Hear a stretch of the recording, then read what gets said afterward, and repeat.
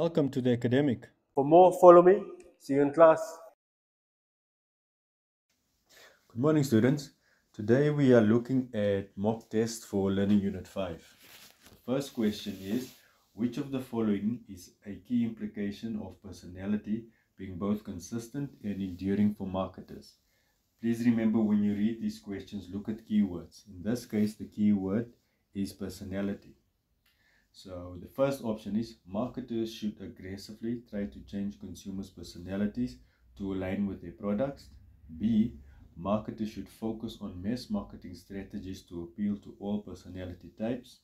C, marketers should identify which personality traits influence consumer responses and tailor their message accordingly.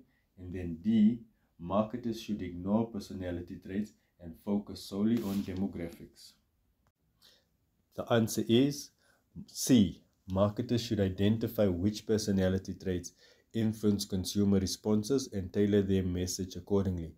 The justification to this answer is the passage explicitly states that marketers should learn which personality traits influence consumer responses and appeal to those relevant traits in their target group.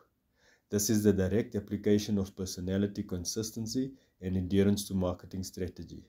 As I said, in the question lies the answer. We talked about personality being both consistent and enduring in the question. So remember that. Let's look at the second question. According to Freud's psychoanalytic theory, which component of personality is primarily responsible for organizing realistic ways to satisfy a person's desires in the real world, as opposed to purely instinctual urges of the id? A. Superego, B. Ego, C. Id, and then D. Conscious mind. The answer is B. Ego. The justification for the answer: the provided information defines the ego or self as the part of the personality responsible for navigating reality and finding ways of fulfilling desires in a realistic and socially acceptable manner, contrasting it with the id's focus on immediate gratification.